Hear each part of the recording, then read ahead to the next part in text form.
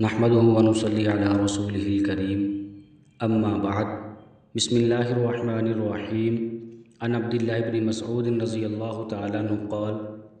قال رسول الله صلى الله تعالى عليه وآله وسلم من قرأ حرفا من كتاب الله تعالى فله به حسنة والحسنة بعشر أمثالها لا أقول ألف لام ميم حرف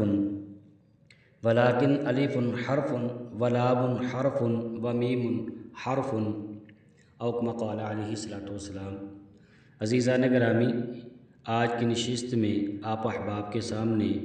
نبی پاک صلی اللہ علیہ وآلہ وسلم نے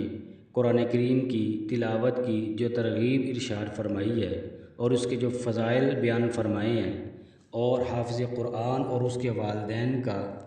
اللہ تبارک و تعالیٰ کل قیامت کے دن جو اعزاز و اکرام فرمائیں گے، اس حوالے سے چند ایک گزارشات کرنا مقصود ہے۔ دعا اللہ تبارک و تعالیٰ سے اللہ پاک ہمیں کثرت سے قرآن کریم کی تلاوت کرنے کی توفیق عطا فرمائے۔ سیدنا عثمان غنی رضی اللہ تعالیٰ عنہ سے روایت ہے، آپ علیہ الصلوۃ والسلام نے ارشاد فرمایا، خیرکم من تعلم القرآن وعلمہ، کہ تم میں بہترین وہ لوگ ہیں جو قرآن مجید سیکھتے اور سکھاتے ہیں۔ یقیناً ہم سب چاہتے ہیں کہ ہم اللہ تبارک و تعالیٰ کے ہاں بڑے معزز، مکرم، معظم اور محترم بن جائیں، تو اس کے لیے حضور علیہ الصلوۃ والسلام نے یہ نسخہ ارشاد فرمایا ہے کہ تم میں بہترین لوگ وہ ہیں جو قرآن کریم سیکھتے ہیں یا قرآن کریم سکھاتے ہیں۔ تو یہ سیکھنے سکھانے کا عمل اگر ہم اس کو شروع کر دیں تو یقیناً اللہ تبارک و تعالیٰ کے ہاں ہم معزز اور مکرم بندے بن سکتے ہیں۔ اور نبی پاک صلی اللہ علیہ وآلہ وسلم نے قرآن کریم کی تلاوت کی جو ترغیب ارشاد فرمائی ہے، جو بھی میں نے آپ کے سامنے روایت عرض کی سیدنا عبداللہ بن مسعود رضی اللہ تعالی عنہ کے حوالے سے، کہ آپ نے ارشاد فرمایا کہ جو شخص قرآن کا ایک حرف پڑھے گا تو اس کے لیے ہر حرف کے عوض ایک نیکی ہے جو 10 نیکیوں کے برابر ہے، یعنی قرآن کریم کے ہر حرف کے عوض 10 نیکیاں ملتی ہیں۔ پھر آپ علیہ الصلوۃ والسلام نے ارشاد فرمایا، میں یہ نہیں کہتا کہ سارا الف لام میم ایک حرف ہے، بلکہ الف ایک حرف ہے، لام ایک حرف اور میم ایک حرف ہے، یعنی الف لام میم پڑھنے پر 30 نیکیاں لکھی جاتی ہیں۔ تو اگر عزیزان گرامی غور کریں کہ ایک حرف پر 10 نیکیاں ملتی ہیں، اگر روزانہ قرآن کریم کا اہتمام کے ساتھ ایک سپارہ اگر تلاوت کیا جائے گا تو اس میں کتنے حروف آئیں گے، کتنے حروف کی ہم تلاوت کریں گے، اور پھر اس کے اوپر 10 نیکیاں ہر حرف کے اوپر جو ملنے والی ہیں تو وہ کتنی زیادہ نیکیاں بن جائیں گی۔ اور اگر یہی قرآن کریم کی تلاوت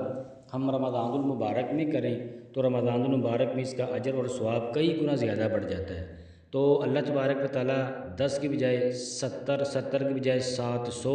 اور پھر اللہ رب العزت جتنی زیادہ چاہیں اس سے بھی زیادہ بڑھا چڑھا کر نیکیاں میرے اور آپ کے نامہ اعمال کے اندر لکھوا دیں گے۔ لیکن افسوس کی بات یہ ہے کہ آج ہمارے ہاں نیکیوں کی وہ قدر، نیکیوں کی وہ قیمت نہیں ہے۔ تو اگر یہی اعلان کر دیا جاتا کہ قرآن کریم کا ایک حرف جو بندہ پڑھے گا اس کو 10 سکے ملیں گے، اس کو 10 روپے انعام دیا جائے گا، اس کو 10 درہم انعام دیا جائے گا، یا اس آدمی کو 10,000 روپے انعام دیا جائے گا، تو پھر کس قدر ہم قرآن کریم کی تلاوت کرنے کا اہتمام کرتے۔ لیکن آج جو نیکیوں کے بارے میں فرمایا گیا اس کا میرے اور آپ کے ہاں کوئی اس کی ویلیو نہیں ہے، تو اس لیے یہ میرے اور آپ کے لیے بہت زیادہ فکر مندی والی بات ہے، سوچنے والی بات ہے کہ ہم صبح سے لے کر شام تک اللہ تبارک و تعالیٰ کی لا تعداد نعمتوں سے لطف اندوز ہوتے ہیں، لیکن اللہ تبارک و تعالیٰ کا جو کلام ہے اس کی تلاوت کرنے کے لیے آج ہم لوگ تیار ہی نہیں ہیں۔ سیدنا عبداللہ بن عمر رضی اللہ تعالیٰ عنہ سے روایت ہے کہ رسول اللہ صلی اللہ علیہ وآلہ وسلم نے ارشاد فرمایا، الصیام والقرآن یشفعان للعبد یوم القیامہ،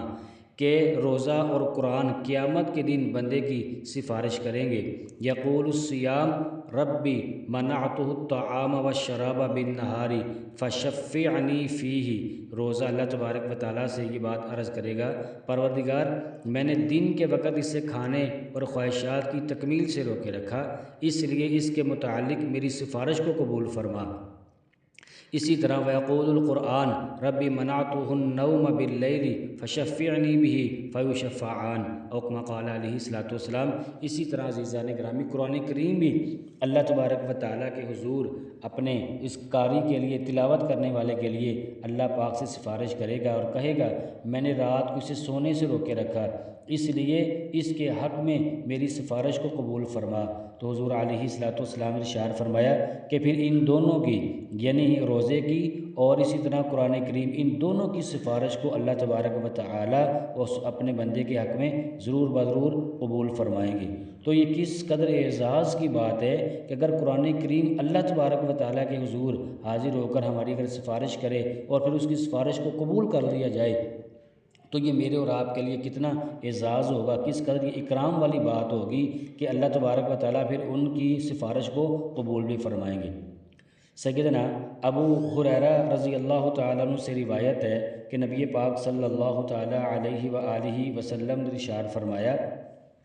کہ قرآن مجید روز قیامت ایک اجنبی آدمی کے روپ میں آئے گا اور صاحب قرآن سے پوچھے گا کیا تو مجھے پہچانتا ہے؟ پھر قرآن مجید خود اپنا تعارف پیش کرتے ہوئے کہے گا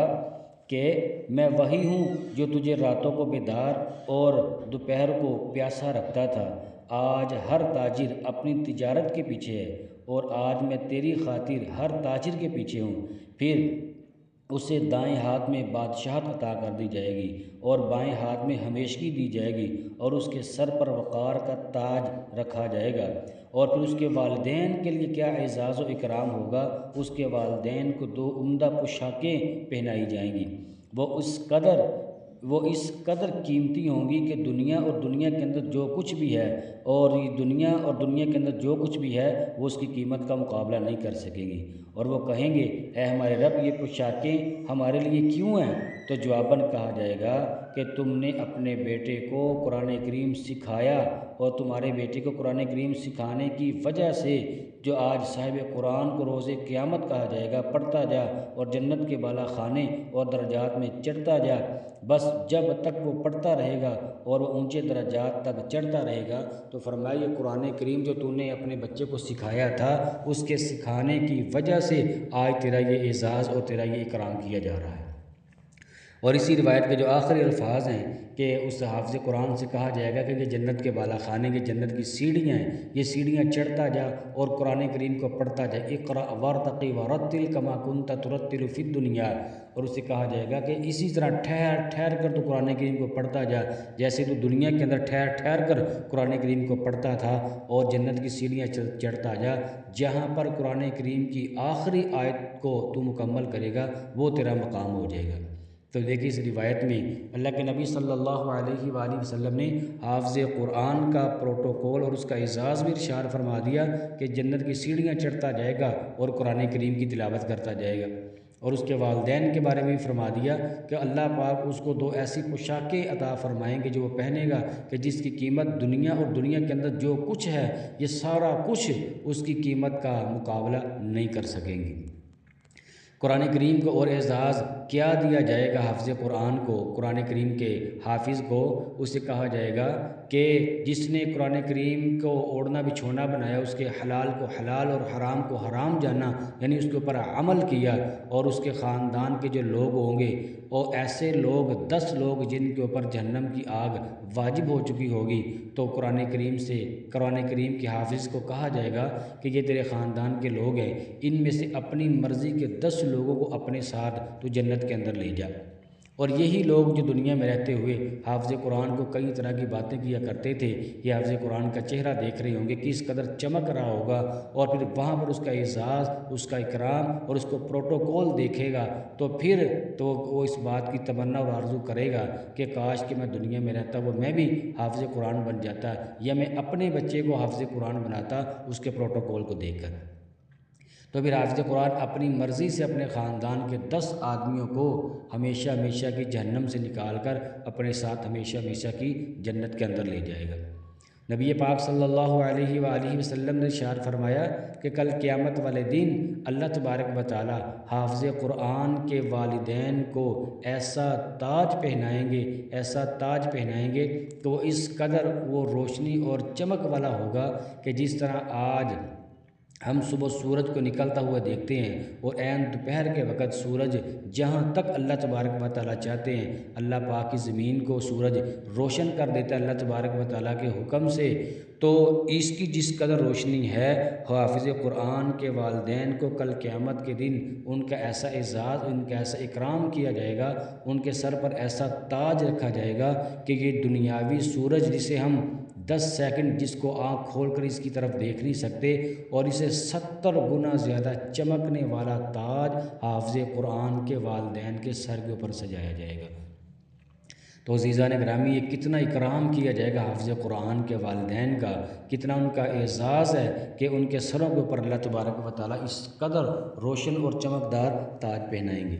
یقیناً میں بھی چاہتا ہوں، آپ احباب بھی چاہتے ہیں کہ ہمیں بھی یہ اعزاز ملے، ہمارا بھی یوں اکرام ہو، ہمیں بھی اس طرح کا پروٹوکول ملے۔ تو پھر ہمیں چاہیے کہ ہم خود بھی قرآن کریم کو پڑھیں، قرآن کریم کو سیکھیں، اپنے بچوں میں سے کسی ایک بچے کو قرآن کریم کا حافظ بنائیں اور عالم بنائیں، وہ حفظ کرے گا قرآن کریم، یہ میرے اور آپ کے لیے ہمیشہ ہمیشہ کے لیے صدقہ جاریہ ہوگا۔ وہ قرآن کریم کی تلاوت کرتا رہے گا، ہمارے اعمال نامے کے اندر نیکیاں بڑھتی جائیں گی، اور پھر قیامت والے دن اللہ تبارک و تعالیٰ میں کیا کیا اعزازات عطا فرمائیں گے، یہ چند ایک میں نے آپ کے سامنے عرض کیے ہیں۔ باقی اس کے علاوہ اور حضور علیہ الصلوۃ نے بہت سے اس کے فضائل بیان فرمائے ہیں، قرآن کریم کی تلاوت کی ترغیب ارشاد فرمائی ہے۔ دعا اللہ تبارک و تعالیٰ سے اللہ پاک ہمیں بھی کثرت سے قرآن کریم کی تلاوت کی توفیق عطا فرمائے۔ آمین و آخر دعوانا ان الحمد للہ رب العالمین۔